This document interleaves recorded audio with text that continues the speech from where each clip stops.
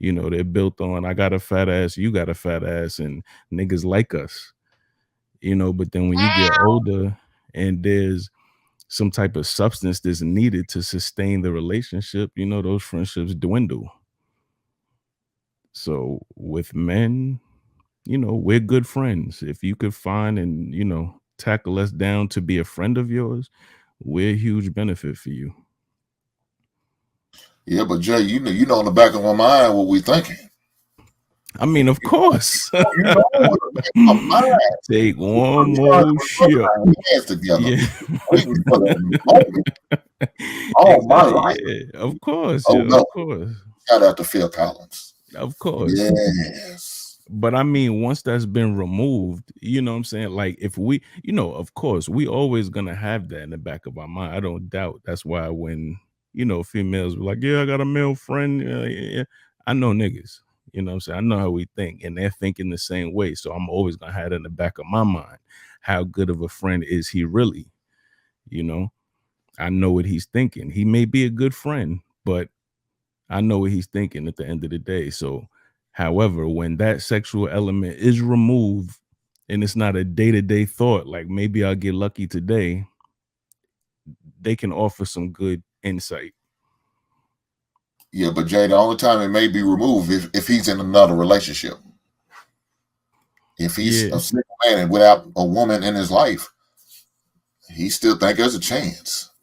I mean, but I agree with that to an extent, and I'm just saying, like, there are some men out there. There are some who are not completely driven by, especially at a certain age, that are not completely driven by sex. You know what I'm saying?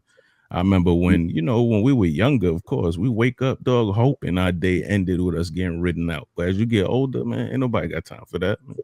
A game, the basketball game, football game, some beer, our night don't have to end in a crazy sex orgy in your 40s. You know what I'm saying? But Jay, that's the audience we talking to though. We're talking to we're not talking to elder people. Right. Most time we're not talking to the elderly because they already know either we're not going to allow all our friends in our relationship, or we have a certain level of trust with our friends as far as our relationship.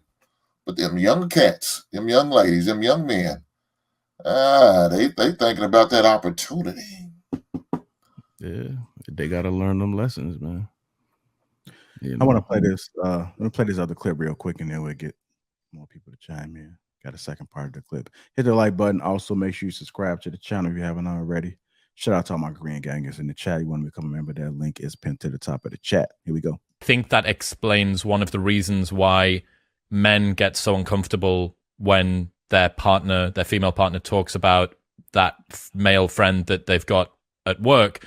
And this is what I learned from David Buss's Men Behaving Badly, the failure of cross-sex mind reading, the male overperception and the female underperception bias of attraction, that you have this situation where women and men basically exist in different worlds when it comes to perceiving what's going on. And this failure of ability to work out, to model the other person's world very much can cause two people both acting in a true way, acting in a fair and loyal way, to see completely different situations and to actually have an awful lot of friction in their relationship.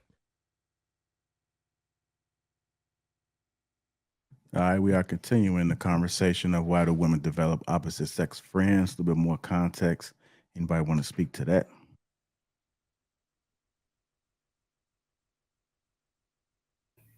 I agree with what Real Precious was saying, is that I do think as women in general, we do appreciate the male perspective on things because we do understand that we see situations very different. And so when you are dealing or in relationship with someone else, and especially as a woman, you want to get it right. You may not necessarily understand certain messaging or things that's going on directly in your relationship. To have the backup guy friend, if he's truly a friend, to have that, it does assist in providing you an insight on a way to approach certain situations with your, with your partner. And again, I reiterate with like what Real Precious was saying about it truly being a friend. If there is a form of attraction, things like that, then I, would steer clear of that. And I know we're talking about why do women do it, but just in my personal situation, I don't have any male friends. I'll talk like what Lewis was saying. I might go to my brother, or if it's something else, I might, ask my dad, what do you think, depending on what it is, because some of his advice, I know I can't really apply. But in general, I do think that that's why, women will develop those relationships. And in my specific situation, my husband, he has two female friends that, well, he's known way longer than me, and we've been knowing each other almost 30 years. So in those situations, I don't have any problem with that, because I know it's a true friendship, and I can tell by the way they interact, because they respect what we have here. I don't get calls, or never have gotten calls, where it was inappropriate times that they're calling, or the expectation of, if I'm not around, then you're trying to go out and hang out without me. You know what I'm saying? Things like that. So I do think you can kind of understand the relationship if it's handled in a matured manner, when your mate lets the other person know that this situation is priority. Like nothing is going to come in between that, and draw those boundaries of how that relationship is going to look now that I'm in a relationship with somebody else. And I think that's the main thing. Like, if you're outsourcing, if you're in a relationship and you're outsourcing, that means that there's a problem. There is a problem. You have people that have the work husbands and work wives. The work husband and work wife, they're outsourcing. There's something that's missing at home that they're trying to fulfill. If they're communicating with their ex or venting, there's something missing. So just naturally, that's what you're going to do. You're going to go to the person that you feel comfortable doing that with. Some people revert to exes. Some people develop new friendships at the job, No new friends. Facts.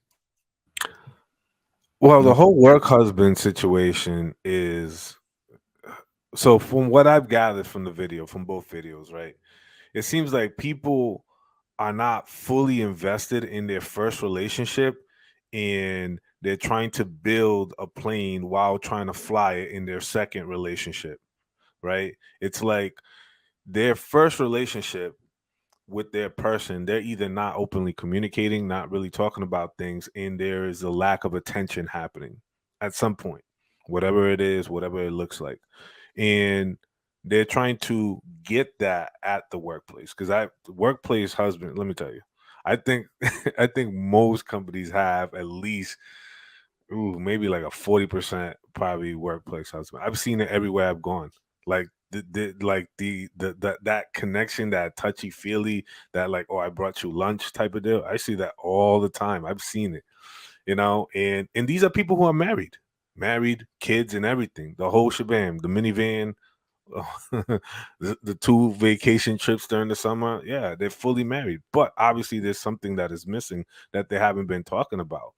But they're willing to tiptoe and put their foot inside the swamp in order to gain some sort of validation that is missing at home. And sort of they're playing with fire.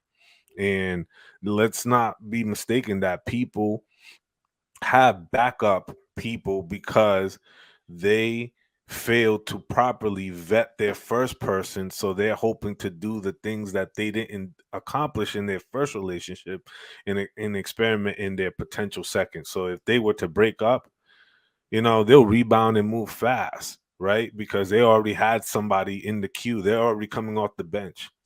You know, they've just been doing some warm-up laps around the court, you know, and dribbling the ball a little bit for them to kind of come into the picture a couple of months later. They're essentially grooming that next person. And that usually happens because you know what it is? People are very, very afraid to get in their heart broken. People are very afraid of of of um of being let down.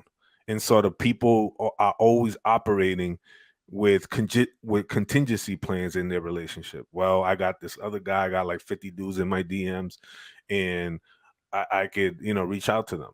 Not to say that's all women who are doing that, but unfortunately, the segment of women who are doing that are operating from a fear-based perspective, as opposed to really trying to pour into their relationship and trying to make that work before they get caught up and their man finds out, and then they leave them for something that they thought.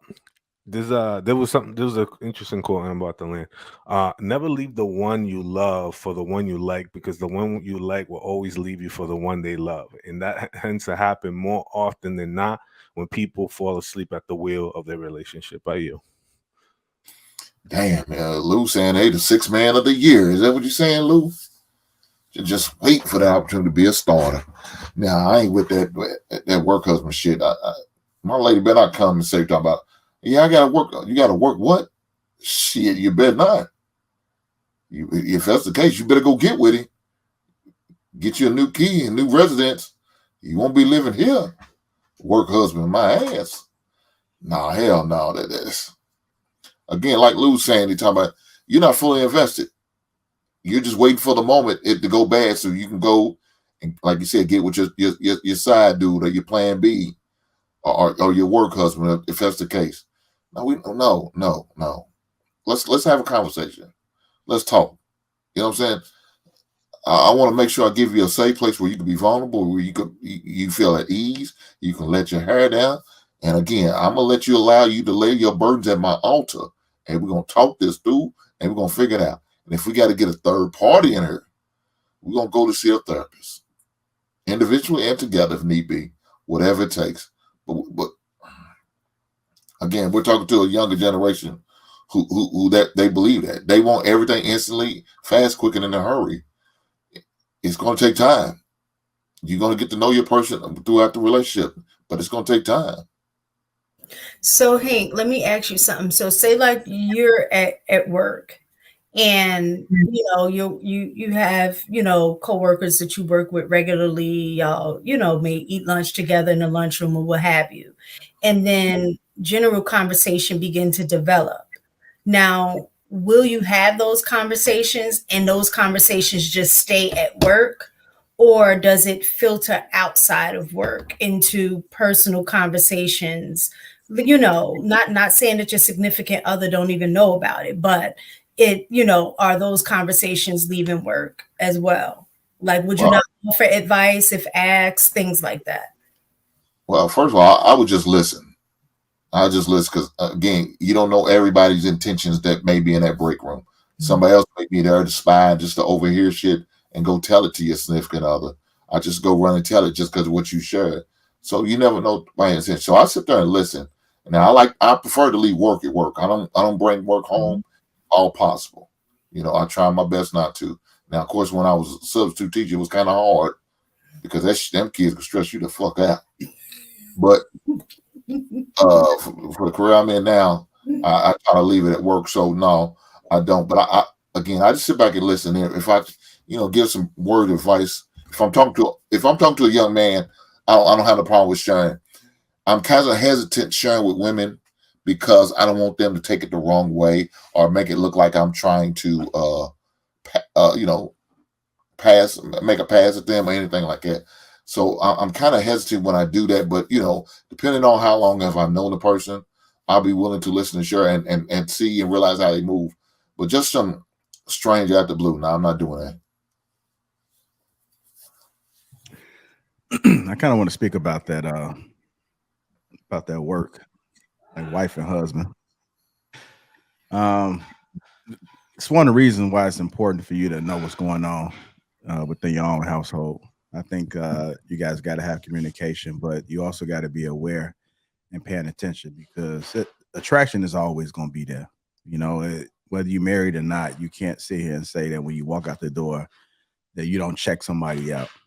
So it's important for you doing the vetting process, seeing where that person's moral compass is and the mindset, how they view marriage. It's important.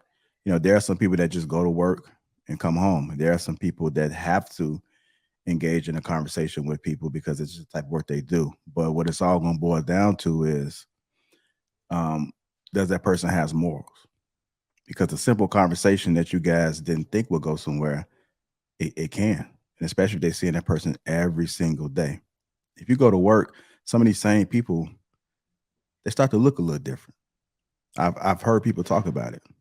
You have to literally walk away for some months or some years and come back and be like, damn, that person, they ugly. But you keep spending time there, they just begin to look different because it's just what you're used to. It's just like if you're in a relationship, sometimes you don't even realize how much weight y'all picking up because y'all see each other every day. Outside looking in, it's like, damn, y'all picked up a lot of weight. So have the conversation. Be aware, as I can always speak from a man's perspective, be aware of your lady and how she's moving, what she's doing. She could be losing attraction for you. She may stay there, but she may not be happy because she had a vow, right? But you want your woman to continue to be attracted to you. So you have to keep yourself in shape. You have to do necessary work. Sometimes, and people shift, man. As you get older, you can't really explain it. Chemicals switch up in your body and they just change. All of a sudden, you're irritated with that snoring now. So she might not like your damn snore. She might not want to be in the same bed with you. So you might have to see if you can fix that issue in some type of way. And I think you got some things that go up your nose or something like to help you breathe better. But the shit is getting ridiculous. And now she don't even want to have sex with you no more.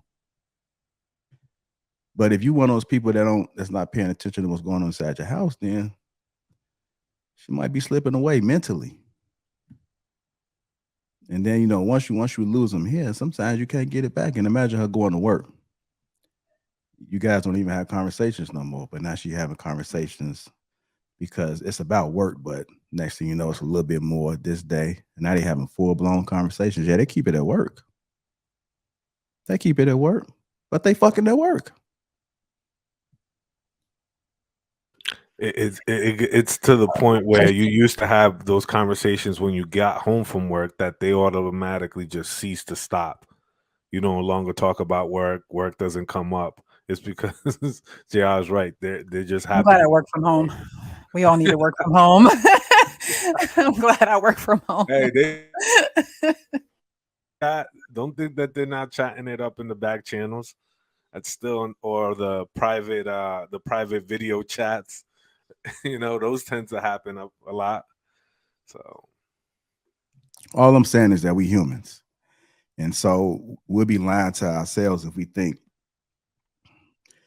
that they're obligated to mentally be in tune with us the entire time in a marriage. You have to work at it every day.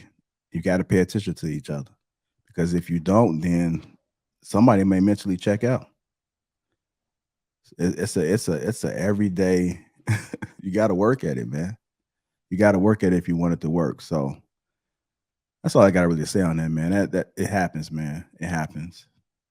You know, like think about the time they spend away from work versus the time that you guys interact. And don't let it be a corporate job, right? Like don't let it be somebody that's on their shit. Like don't let it be that when they go into the gym, she been trying to inspire you to get in shape, and then she go to the gym and see this chisel ass motherfucker. Shit can happen, man. Shit can happen. Or it could be the other way around too. Women got to keep themselves up in shape too. You know, they got to continue stimulating. They got to keep doing what they were doing to get them, because if they don't, then he might mentally check out. It's not on purpose, but we humans, and some people don't know how to shut whatever it is that shifts inside of their head, whatever chemical dip over somewhere else. They may not be able to control that. That control may have to come with you presenting something different to spark they shit up. Y'all just come home and y'all just moving around. He go out and cut the grass. He come in, he sit down. There's no communication going. Some women stimulated off conversation sometimes. Women want to hear that you want to learn some new shit. It's deep, man. And I don't think people understand how deep relationships are. So, JR, you saying these women got to continue to compete? Is that what you're saying, JR? Yeah, women got to continue to compete, but men do too.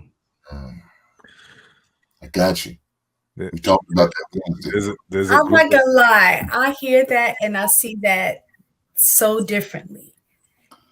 Especially if we're married, I should never ever feel like, nor should he ever feel like that he's competing to maintain his spot.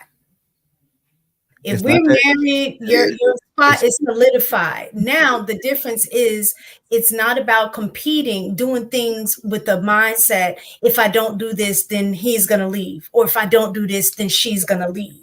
The competition should be between you two in terms of I'm going to treat you better than you treat me, or I'm going to outserve you better than you outserve me. That's competing, though, mistaken? Huh? That's competing. Hold on. Well, that's what I'm saying. But it should never be, the competition should never be where I'm feeling the reason I got to do these things is so I don't lose you to somebody else. That's what I mean. It's not a competition so that he won't lose the competition within himself. Men should always be competitive to be the best version of themselves. So that competition is with him. You know, that's what lights his fire. That's what keeps him motivated. That's what keeps them going. As a result, as a benefit, he's not going to have to worry about you looking somewhere else because he's focusing on making sure that he's at the top of his game always. Men should be competitive. Men should have that competitive mindset on their appearance, on the work they do. Like the people, the energy that they're putting out, like who they mentoring, they should be giving back. Men need to be competitive all the time. It has nothing to do with you. A man shouldn't be doing anything for that woman. He should be doing it because he's inspired to do it. You know, like I was coaching somebody, do a little coaching, talk to people, right? And one of the things that I told him was that when you go to the gym, when you lead a gym, you should just feel dominant. You should just be one to just tear shit up. You know, you shouldn't just be going. I had a nice. Was your workout intense? You should feel like if you walking in the crowded room when they bumping shoulders with you, you knocking people's shoulders back. Like, damn, all right, big homie, because you just feel dominant. So if you go into the gym, you're not feeling like that. You ain't working hard enough, bro. You ain't working hard enough. Shout out to my guy Steph, man. Steph be having a conversation with me too, man. But there's just something that just comes with it, man. That comes with that healthy aggression, that healthy hunger, because it should trans over into the bedroom. He should be flipping you around because he just dominant. And in return, like the plus is the women like it. Like, what woman doesn't like a man that's at the top of his game? It's not for you. It's not for you. But if he lose you, guess what? He still got options.